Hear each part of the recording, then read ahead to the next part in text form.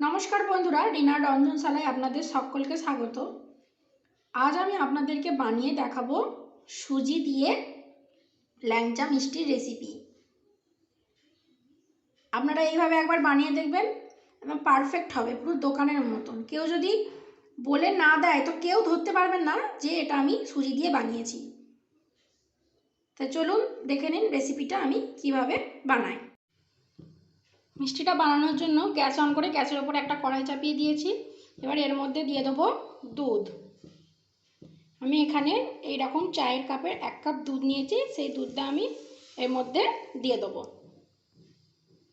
দিয়ে দুধটাকে আমি একটু গরম হতে দেবো। দুধ গরম হয়ে গেছে। এবার এই দুধের মধ্যে আমি দিয়ে দেবো 1 চামচ পরিমাণে ঘি।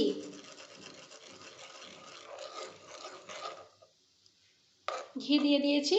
দিয়ে এবার দুধ আর ঘিটাকে খুব ভালোভাবে আমি মিশিয়ে নেব।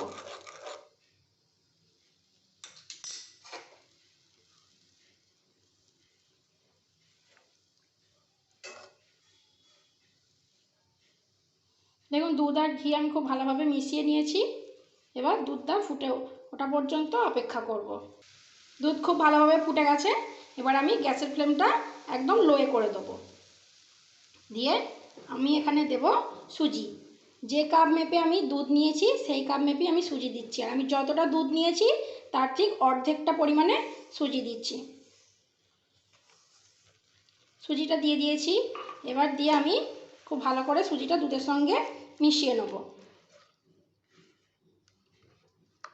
খুব ভালোভাবে মিশিয়ে নিতে হবে যাতে এর মধ্যে কোনো দলা পেকে না থাকে। দেখুন আমি খুব ভালোভাবে মিশিয়ে নিয়েছি। দিয়ে এটাকে আমি কন্টিনিউ নাড়তে থাকবো। আর এই সময় কিন্তু গ্যাসের ফ্লেমটা অবশ্যই লোয়ে রাখতে হবে, একদম হাই ফ্লেমে রাখলে হবে না। দিয়ে আমি এটাকে খুব ভালোভাবে নেড়ে একটা ডোয়ের মতন করে নেব। দেখুন এটা অনেকটাই ঘন হয়ে গেছে, কারণ সুজি খুব তাড়াতাড়ি জল টেনে নেয়। এটাকে আমি আরও 1 মিনিট মতন রান্না করে নেব। যখন দেখবো এটা আপনার কড়া থেকে ছেড়ে আসছে, একটা ডোয়ের মতন হয়ে গেছে, তখন দেখবো এটা, তখন বুঝতে হবে যে এটা আমাদের তৈরি হয়ে গেছে। তাই এটাকে আমি আরও 1 মিনিট মতন সুজিটাকে খুব ভালোভাবে রান্না করে নেব। আর আমি যে এই ডোটা দুধ দিয়ে করছি, আপনারা চাইলে দুধের পরিবর্তে জল দিয়েও করতে পারেন। আর এটাকে কিন্তু আমরা কন্টিনিউ নাড়তে থাকবো, নাড়া কিন্তু বন্ধ করব না, তাহলে কিন্তু তলা থেকে লেগে যাবে। আর এই সময় কিন্তু গ্যাসের ফ্লেমটা একদমই লো টু মিডিয়ামে রাখতে হবে। দিয়ে এইভাবে আমি খুব ভালোভাবে নেড়ে নেড়ে আমি সুজির ডোটা তৈরি করে নেব। দেখুন আমি আরও 1 মিনিট খুব ভালোভাবে নেড়ে চেড়ে সুজিটাকে আমি রান্না করে নিয়েছি। এখন একটা ডোয়ের মতন হয়ে গেছে। আর কড়াই থেকে দেখুন খুব সহজেই ছেড়ে আসছে।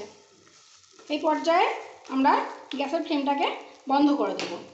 দিয়ে এটাকে একটা অন্য প্লেটে আমরা নামিয়ে নেব। দেখুন এটা আমি একটা প্লেটে নিয়ে আমি এইভাবে ছড়িয়ে দিয়েছি। এটা এখন খুব গরম আছে। এটাকে আমি 1 মিনিট সময় নিয়ে একটু হালকা ঠান্ডা করে নেবো। একদম ঠান্ডা করব না, তাহলে আবার তখন আমরা ডোটাকে মাখতে পারবো না।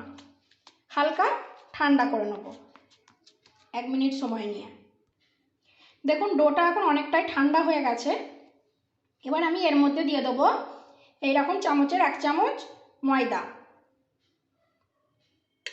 ময়দা দিয়ে এটাকে আমি খুব ভালোভাবে মেখে নেব। যেভাবে আমরা আটা ময়দা মাখি, মেখে ডো বানাই, সেইভাবে মেখে এটাকে আমি ডো বানিয়ে নেব।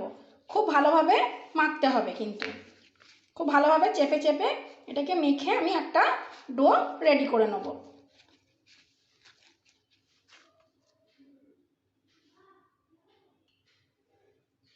দেখুন মিনিট 5 ধরে খুব ভালোভাবে এটাকে মেখে এইরকম একটা সফট ডো আমি বানিয়ে নিয়েছি। আর এটা মাখতে গিয়ে যদি আপনাদের হাতে খুব লেগে যায়, তো আপনারা এখানে সামান্য ঘি অ্যাড করতে পারেন। আমি এখানে আরও 1/2 চামচ মতন ঘি দিয়ে এটাকে খুব ভালোভাবে মেখে নিয়েছি। এবার আমি এখান থেকে ল্যাংচা শেপ দিয়ে নেব। ল্যাংচা শেপ দেওয়ার জন্য আমি হাতেতে একটু ঘি মাখিয়ে নিয়েছি। এবার এইখান থেকে আমি ছোট ছোট এইরকম বলের মতন করে নেব। নিয়ে একটু গোল বানিয়ে নেব, গোলা মতন বানিয়ে নেব। গোলা মতন বানিয়ে নিয়ে আমি এইভাবে রেখে এইভাবে আমি করে ল্যাংচার শেপ দিয়ে নেবো, একটু সমান করে দিয়ে নেবো শেপটা।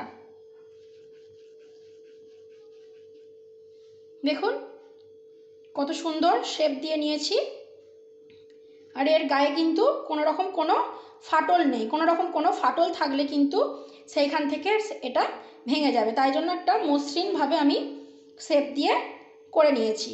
এইভাবে আমি সবগুলোকে করে নেব, সবগুলো করে নিয়ে তারপর আমি আপনাদের দেখাচ্ছি।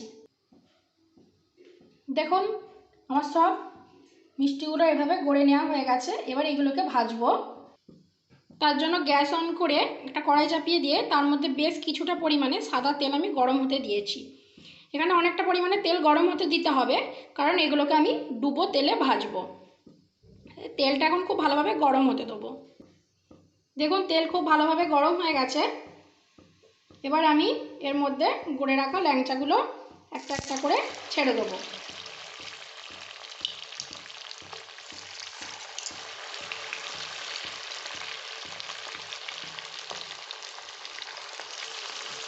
আমি একসঙ্গে সবগুলো দিয়ে দেবো না, প্রথমেই আমি 4টে দিয়ে ভেজে নেব।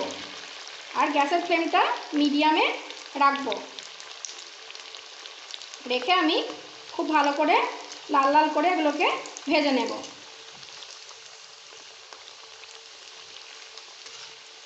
দেখুন এইভাবে ঘুরিয়ে ঘুরিয়ে দেবো যাতে চারিদিকটা সমানভাবে লাল হয়। এইভাবে উল্টে পাল্টে চারি সাইড আমি লাল করে এগুলোকে ভেজে তুলে নেব।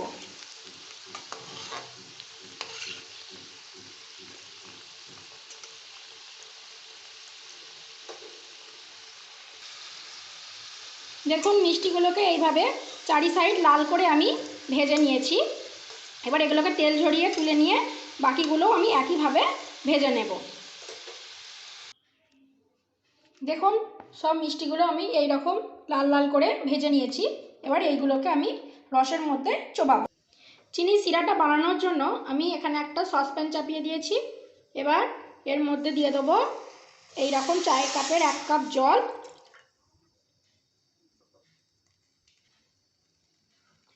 আর দিয়ে দেবো 1 কাপের একটু কম চিনি দিয়ে এই সব কিছুকে খুব ভালোভাবে গুলে যাওয়া পর্যন্ত আমি অপেক্ষা করব।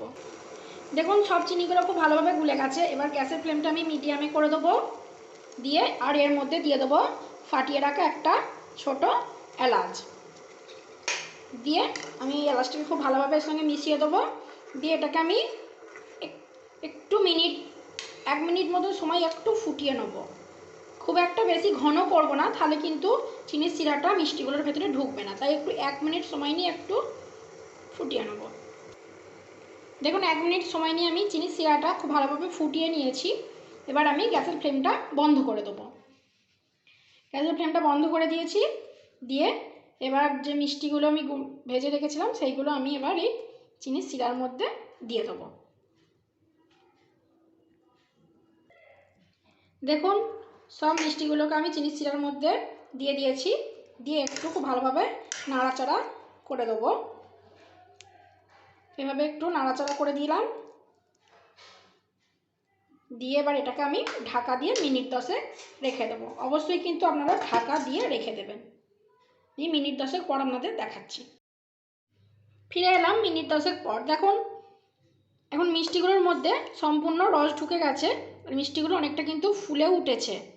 এ দেখুন, দেখুন এবার আমি আপনাদের একটা কেটে দেখাচ্ছি। দেখুন একটা প্লেটের মধ্যে আমি একটা মিষ্টি নিয়ে নিয়েছি।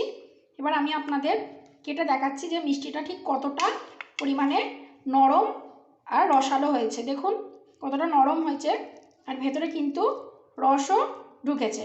তো বন্ধুরা আমার এই রেসিপিটা কেমন লাগলো কমেন্টে অবশ্যই জানাবেন, আর ভিডিওটা ভালো লাগলে একটা লাইক করে দেবেন, আর প্রিয়জনদের সঙ্গে শেয়ার করবেন। তার আগে আমার চ্যানেলটিকে অবশ্যই সাবস্ক্রাইব করে দেবেন, আর পাশে থাকা বেল বাটনটি বাজিয়ে দেবেন, যাতে আমি যখনই কোনো নতুন রেসিপি দিই আপনারা সাথে সাথে দেখতে পান। তো আজকের মতন এই পর্যন্তই। ভালো থাকবেন, সুস্থ থাকবেন, ধন্যবাদ।